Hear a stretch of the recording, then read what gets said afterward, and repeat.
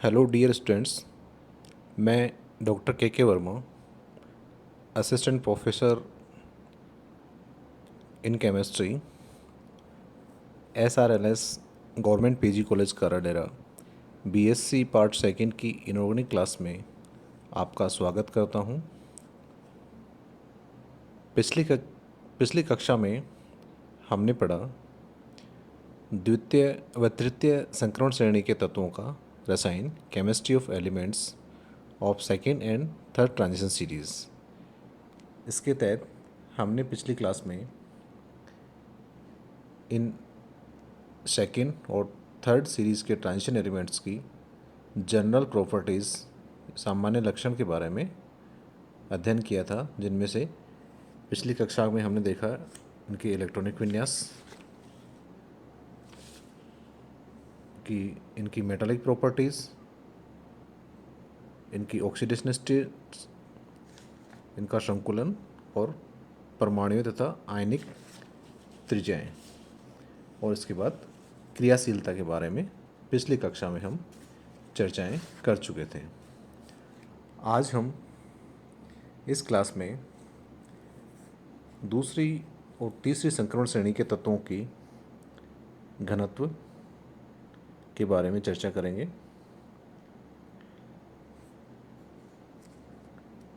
क्षारीय एवं क्षारीय मृदा धातुओं की तुलना में संक्रमण तत्वों के घनत्व अधिक होते हैं, क्योंकि इनमें इलेक्ट्रॉन भीतरी कक्षों में प्रवेश करने के कारण आकार में वृद्धि तो नहीं होती, लेकिन नाभ की आवेश बढ़ने के कारण द्रव्यमान बहुत बढ़ जाता है। और तृतीय श्रेणी में लैंथेनम के बाद तो घनत्व बहुत अधिक बढ़ जाता है, क्योंकि इनके बीच में, यानी लैंथेनम और हैफनियम के बीच में 14 लैंथेनाइड तत्व आ जाते हैं, जिनमें नाभिकीय द्रव्यमान में तो 14 इकाई की वृद्धि हो जाती है, क्योंकि परमाणु क्रमांक बढ़ने के साथ साथ नाभिक में एक एक प्रोटॉन बढ़ता जाता है। ऐसे करके नाभिक में 14 प्रोटॉन बढ़ जाते हैं, जबकि परिरक्षण प्रभाव के कारण इनका आकार छोटा हो जाता है, जो कि द्वितीय श्रेणी के तत्वों में के लगभग बराबर होता है। यानी तृतीय श्रेणी का आकार द्वितीय श्रेणी के तत्वों के आकार के लगभग बराबर होता है। इसको हम इस सारणी से भी देख सकते हैं। इस सारणी में द्वितीय व तृतीय संक्रमण श्रेणी के तत्वों के घनत्व दिखाए गए हैं। सेकंड श्रेणी में जो इट्रियम है, इसका घनत्व है 4.5 ग्राम पर सेंटीमीटर क्यूब। जिरकोनियम के लिए इसका मान 6.51 ग्राम सेंटीमीटर क्यूब।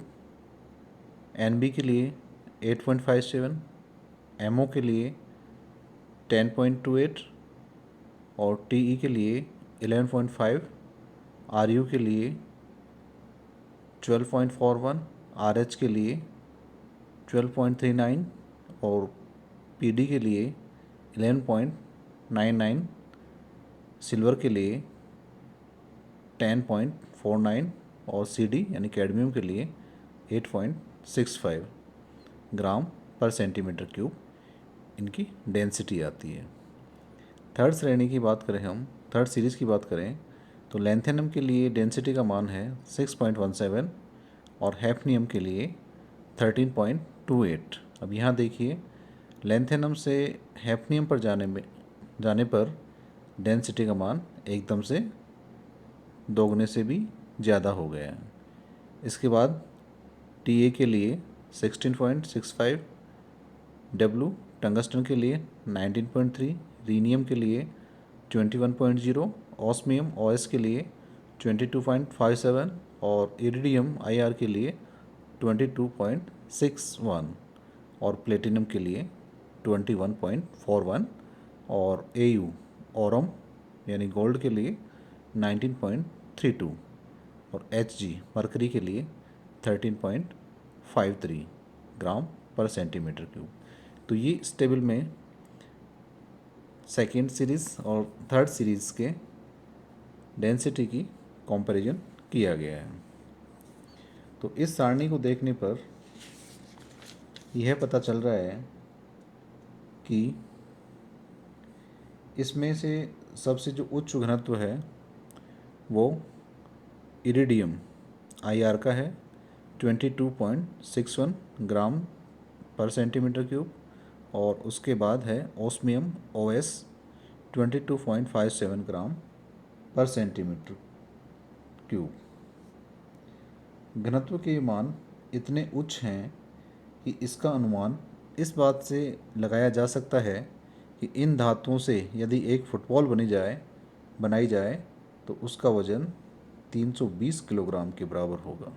यानी इरिडियम और ओस्मियम के अगर फुटबॉल बनाई जाती है तो उस फुटबॉल का द्रव्यमान 320 किलोग्राम के बराबर होगा। इनका घनत्व इतना ज़्यादा होता है। अगली जो जनरल प्रॉपर्टीज़ है वो है गलनांक एवं क्वथनांक, मेल्टिंग पॉइंट एवं बॉइलिंग पॉइंट।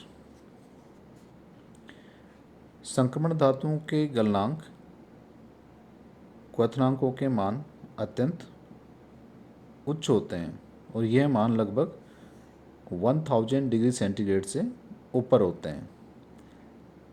द्वितीय संक्रमण श्रेणी के 3 तत्वों टेंटेलम, टंगस्टन और रीनियम के गलनांक तो 3000 डिग्री सेंटीग्रेड से भी ऊपर होते हैं। 1000 डिग्री सेंटीग्रेड से कम गलनांक वाले केवल 2 अपवाद हैं, एक तो लैंथेनम और दूसरा सिल्वर Ag, जबकि कैडमियम तथा मरकरी के गलनांक भी कम हैं, लेकिन इनको हम संक्रमण श्रेणी के तत्व नहीं मानते हैं। मरकरी का गलनांक -39 डिग्री सेंटीग्रेड है, -39 डिग्री सेंटीग्रेड है। इसी से वह सामान्य ताप पर द्रव अवस्था में रहता है।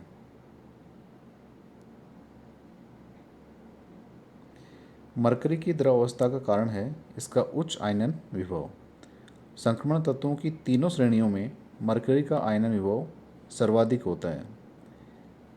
इससे उच्च आयनन विभव के कारण मरकरी के इलेक्ट्रॉन धात्विक बंधन मेटालिक बॉन्डिंग में भाग नहीं ले पाते हैं।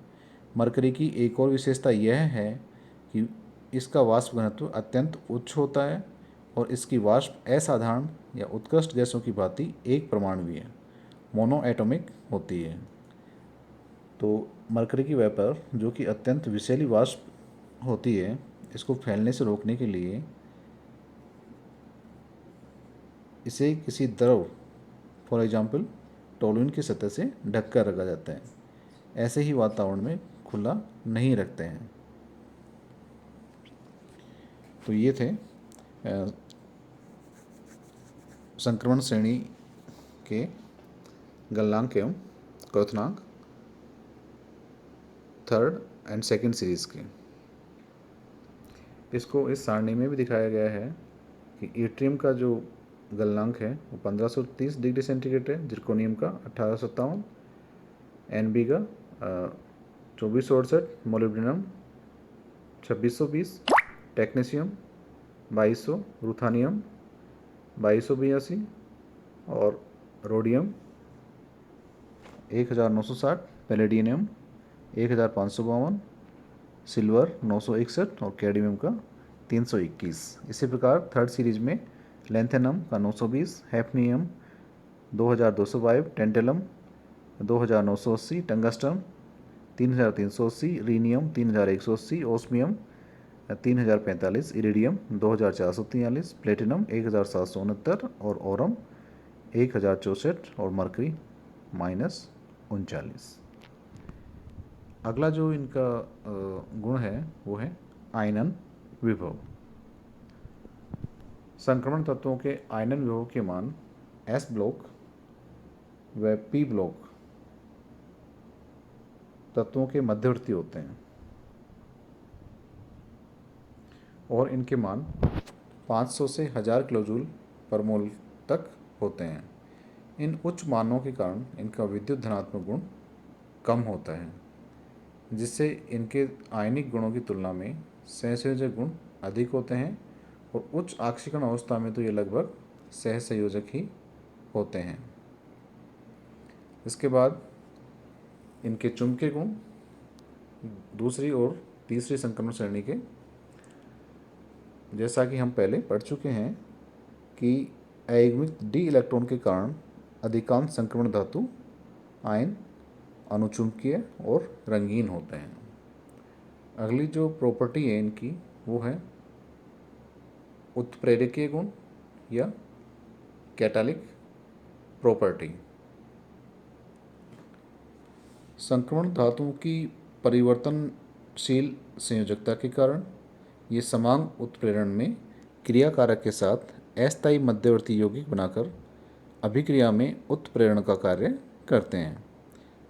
साथ ही विषमांग उत्प्रेरण में भी ये क्रियाकारक के अधिशोषण के लिए मुक्त संयोजकता वाली सतह उपलब्ध करवाते हैं और इस प्रकार उत्प्रेरक का कार्य करते हैं।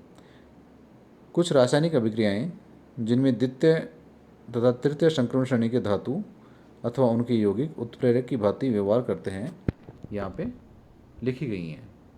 उदाहरण के लिए फिनॉल के हाइड्रोजनीकरण में पैलेडियम उत्प्रेरक का काम करता है और उत्पाद के रूप में साइक्लोहेक्सेनॉल बनता है।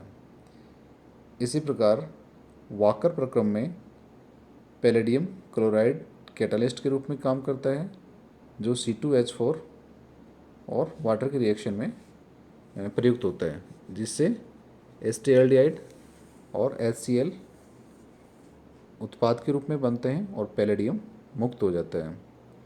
इसी प्रकार सल्फर डाइऑक्साइड से सल्फर ट्राइऑक्साइड बनाने की जो रिएक्शन होती है, जिसको हम संपर्क प्रक्रम कहते हैं, उसमें प्लेटिनम उत्प्रेरक के रूप में काम करता है और रिएक्शन इस प्रकार से होती है कि दो SO2 के मॉलिक्यूल एक ऑक्सीजन मॉलिक्यूल से रिएक्शन करके दो SO3 के मॉलिक्यूल बनाते हैं। इसी प्रकार एक अन्य एग्जाम्पल है ओस्टवाल प्रक्रम का, जिसमें प्लेटिनम और रोडियम कैटालिस्ट के रूप में काम करते हैं। इसकी रिएक्शन में 4 मॉलिक्यूल अमोनिया के 5 मॉलिक्यूल ऑक्सीजन से क्रिया करके 4 मॉलिक्यूल NO के बनाते हैं और 6 वाटर मॉलिक्यूल इससे फ्री होते हैं। इसी प्रकार जो प्लेटिनम और प्लेटिनम ऑक्साइड है वो एडम उत्प्रेरक अपचयन के रिएक्शन में भी उपयोगी होते हैं। अगली जो रिएक्शन है, अगली जो प्रॉपर्टीज़ है सेकेंड और थर्ड ट्रांजिशन सीरीज़ की, वो है इनकी बाहुल्यता या प्रचुरता या एबुंडेंस। प्रथम संक्रमण श्रेणी के तत्वों की तुलना में द्वितीय तथा तृतीय संक्रमण श्रेणी के तत्वों का इस पृथ्वी पर बाहुल्य या उपलब्धता अधिक है, अधिक नहीं है, अत्यंत कम है, सॉरी।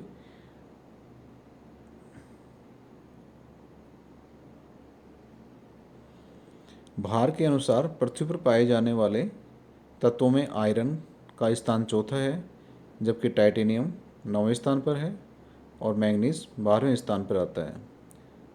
प्रथम संक्रमण श्रेणी के तत्व हार्किन नियम का पालन करते हैं, जिसके अनुसार सम संख्या में परमाणु क्रमांक वाले तत्वों का बाहुल्य अधिक होता है, जबकि विषम संख्या के परमाणु क्रमांक वाले उनके पड़ोसी तत्व पृथ्वी पर बहुत कम बाहुल्यता में पाए जाते हैं।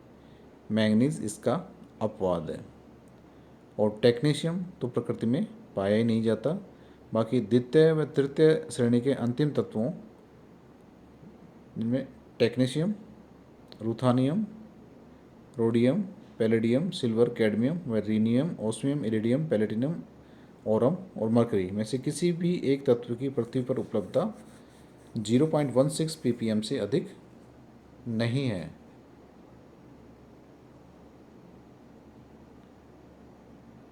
या हम ये कह सकते हैं कि द्वितीय और तृतीय श्रेणी के तत्वों की उपलब्धता बहुत ही कम है। तो ये थे द्वितीय और तृतीय संक्रमण श्रेणी के सामान्य गुण। इसके बाद में हम इन द्वितीय और तृतीय संक्रमण श्रेणी के तत्वों की तुलना प्रथम श्रेणी के तत्वों से करेंगे। तो पहला टॉपिक हम लेते हैं आयनिक त्रिज्या। द्वितीय संक्रमण श्रेणी के समस्त तत्वों की परमाणुक व आयनिक त्रिज्याओं के मान प्रथम श्रेणी की तुलना में अधिक होते हैं, जबकि लैंथेनाइड संकुचन के कारण तृतीय संक्रमण श्रेणी के तत्वों की परमाणुक व आयनिक त्रिज्याओं के मान लगभग द्वितीय संक्रमण श्रेणी के तत्वों के बराबर ही होते हैं, अर्थात द्वितीय एवं तृतीय श्रेणी के तत्वों की त्रिज्या लगभग समान होती है।